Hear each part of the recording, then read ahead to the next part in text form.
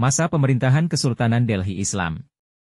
1. Kesultanan Mamluk, 6026886 Hijriah, 1206-1287 Masehi.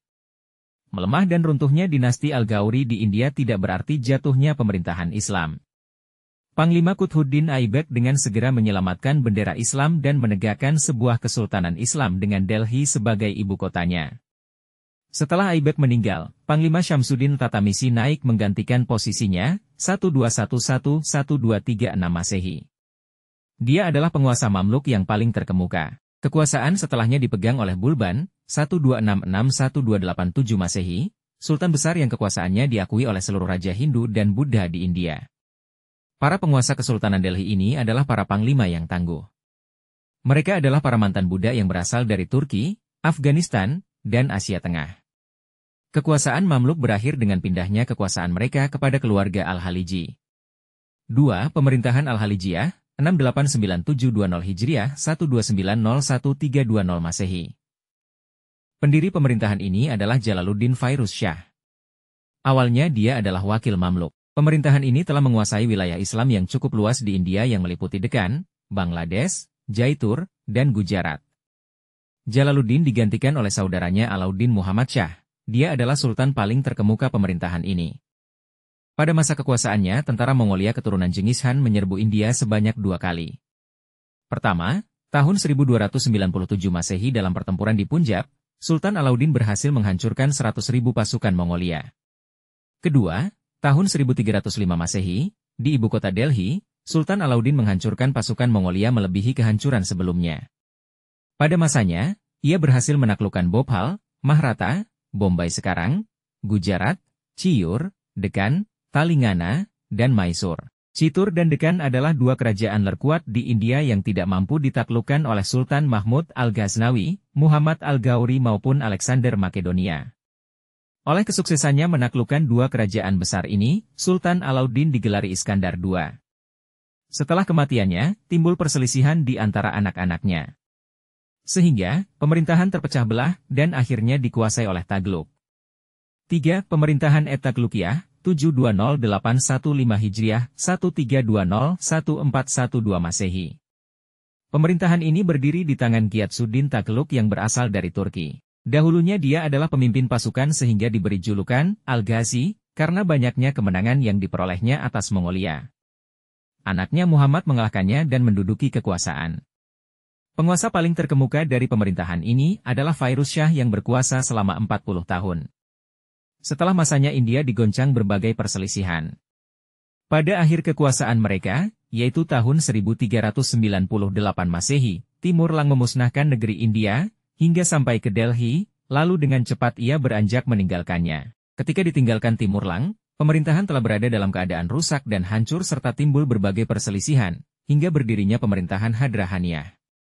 4. Pemerintahan As-Sadat, Al-Hadrahaniyah, 81747 Hijriah, 141443 Masehi.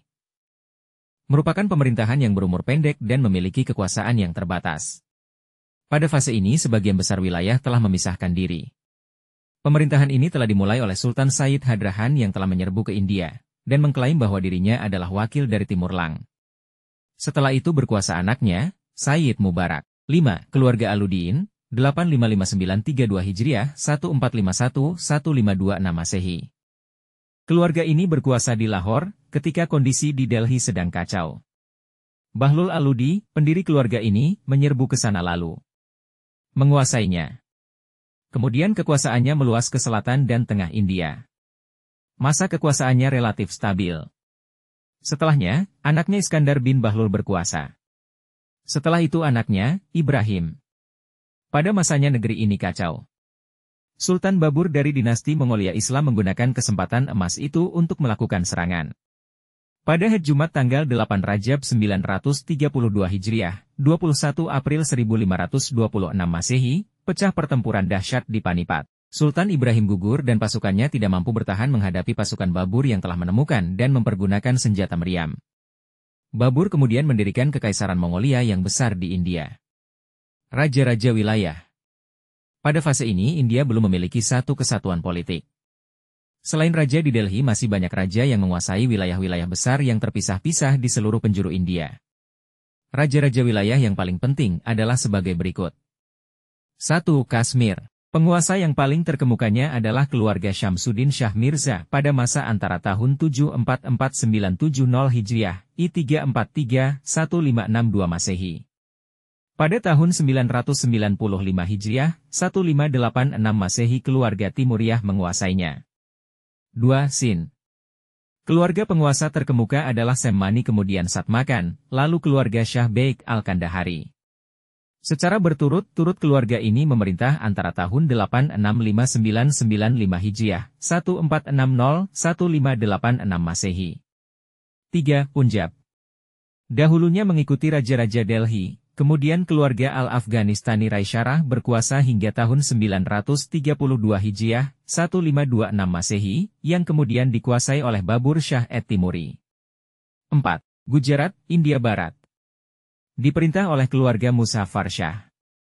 Antara tahun 810-992 Hijriah, 407-1584 Masehi, kemudian dikuasai oleh orang-orang Taimuriyah. 5. Junbur, India Tengah. Dahulunya mengikuti Raja-Raja Delhi hingga keluarga Hawajah Jihan Surur memisahkannya antara tahun 796-881 Hijriah, 1393-1476 Masehi. 6. Bangladesh, India Timur. Dahulu merupakan wilayah yang syarat kekacauan dan ketidakstabilan, wilayah ini tunduk kepada banyak keluarga. 7. Deccan, India Selatan. Diperintah oleh keluarga Bahnamiyah, 730-929 Hijriah, 1329-1522 Masehi, di sana telah memerintah banyak keluarga. Kemudian di India berdiri Kekaisaran Mongolia yang agung, yang berkuasa selama hampir 3 abad. Pendirinya adalah Kaisar Zahiruddin Babur. Kekaisaran ini telah menjadikan India memiliki satu kesamaan politik yang sempurna dan saling berkaitan. Dengan demikian, lenyaplah sebagian besar negara-negara kecil dan pemerintahan-pemerintahan yang saling berpecah belah ini. Masa Kekaisaran Mongolia Agung di India, 9321275 Hijriah, 1520-1858 Masehi. A. Zahiruddin Babur, 932-937 Hijriah, 1526-1530 Masehi. Pendiri kekaisaran ini adalah Zahiruddin Muhammad Babur.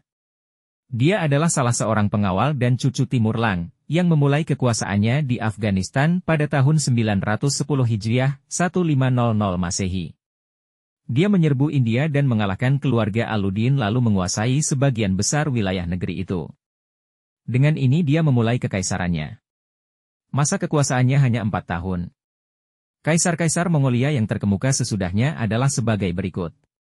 B. Humayun Shah. 937963 Hijriah, 1530-1556 Masehi. Dia memerintah setelah ayahnya dan merupakan salah seorang panglima perang terkemuka pada masa ayahnya dalam melakukan penaklukan-penaklukan. Raja Afghanistan Syair Shah merampas kekuasaan darinya. Syair Shah adalah seorang raja besar yang syalih. Orang-orang Humayun mempersiapkan diri selama 15 tahun untuk mengembalikan kekuasaannya. C. Jalaluddin Akbar, 963114 Hijriah, 1556-1605 Masehi. Dia menjadi kaisar setelah ayahnya, Humayun. Dia menghadapi beberapa revolusi dan terlibat dalam banyak peperangan. Kemenangan selalu menyertainya sehingga kekaisarannya meluas. Seluruh India telah berada di bawah kekuasaannya, mencakup juga Bangladesh, Afghanistan, Sind, dan Kashmir. Kaisar ini telah menyimpang dari akidah yang benar dan memerangi Islam. Dia telah membuat sebuah agama baru yang diberi nama, agama Tuhan, yang bersandar kepada ajaran Majusi dan Hindu. D. Jahangir, 1014-1037 Hijriah, 1605-1627 Masehi. Dia memiliki akidah yang lurus dan tidak mengikuti jalan ayahnya, yang menyimpang. Pada masanya, kekuasaan orang-orang Eropa di India berkembang. Orang-orang Portugis, Inggris, dan Belanda berlomba-lomba melakukan perdagangan di India. Shah Jahan, 1037-1069 Hijriah, 1627-1658 Masehi, dia adalah anak Jahangir. Hari-hari kekuasaannya diwarnai dengan pertentangan. Pada masanya berkembang seni arsitektur dengan pesat. Di antara peninggalan yang terkenal adalah kuburan Taj Mahal yang merupakan kuburan istrinya. Kemudian dia juga dikuburkan di sana setelah wafatnya. Aurangzeb, Alamgir, 1069-1118 Hijriah, 1658-1707 Masehi, dia seorang kaisar Mongolia yang zuhud dan adil serta sangat memperhatikan syariat Islam dan adab-adabnya. Dia telah memerintah selama 50 tahun. Sepanjang kekuasaannya, dia menghadapi berbagai macam kesulitan dan revolusi. Hari-harinya dihabiskan dalam medan peperangan dan meninggal di medan perang. Setelah wafatnya negeri itu dilanda kegoncangan. Kemudian tidak ada lagi kaisar Mongolia di India yang melanjutkan kebesarannya. Pada tahun 1152 Hijriah 1739 Masehi, Nadir Shah dari Iran menyerbu India. Lalu, dia memperoleh kemenangan besar hingga akhirnya sampai ke Delhi. Dia membebaskan tentaranya untuk berbuat apa saja. Maka, terjadilah penghancuran dan perampasan sekehendak mereka. Setelah itu dia kembali ke Iran. Pada tahun 1162 Hijriah, 1748 Masehi Raja Afghanistan Ahmad Shah al-Abdali menyerbu ke India. Dia berhasil menguasai Lahore, Delhi, dan wilayah-wilayah lainnya yang luas. Pada tahun 1761 Masehi, Raja Afghanistan Ahmad Han Durrani menyerbu India, mengalahkan raja-raja Hindu, Buddha dan Islam. Ahmad Shah, Kaisar Mongolia Islam, ditetapkannya sekedar sebagai seorang gubernur di Delhi di bawah naungan Afghanistan. Pada saat bersamaan, penjajah Inggris semakin menancapkan kuku-kukunya sampai ke wilayah-wilayah pedalaman, termasuk ke daerah kekuasaan Sultan Ahmad Shah. Sultan Ahmad Shah terpaksa berdamai dengan Inggris. Berakhirnya Kekaisaran Mongolia. Sultan Ahmad Shah meninggal tahun 1806 Masehi. Lalu digantikan oleh putranya, Muhammad Akbar Shah, 1806-1837. Meski bergelar Sultan selama 31 tahun, namun sesungguhnya Muhammad Akbar hanyalah simbol. Inggrislah yang berkuasa dan bahkan menentukan gaji bulanan bagi Sultan. Sultan Muhammad Akbar Shah meninggal tahun 1837 Masehi dan digantikan oleh Sultan Bahadur Shah. Penjajahan Inggris yang menindas dan memecah belah bangsa-bangsa India ini menimbulkan kebencian dan semangat perlawanan di kalangan bangsa-bangsa India. Dengan semangat bulat, mereka menuntut Sultan Bahadur Shah untuk menjadi lambang perlawanan rakyat India terhadap penjajahan Inggris.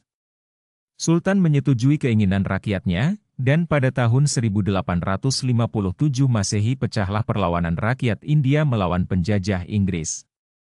Perjuangan rakyat yang dikenal dengan nama pemberontakan Sipahi, Sepoy Rebellion, ini berhasil dipadamkan oleh Inggris, dengan menggunakan orang-orang India yang telah diperalat oleh Inggris. Inggris menangkap Kaisar Mongolia terakhir, Sultan Bahadur Shah, dan mengasingkannya ke Burma pada tahun 1275 Hijriah. 1858 Masehi. Sultan meninggal di pengasingan pada tahun 1862 Masehi, dan dengan kematiannya, berakhirlah kerajaan Mongolia di India.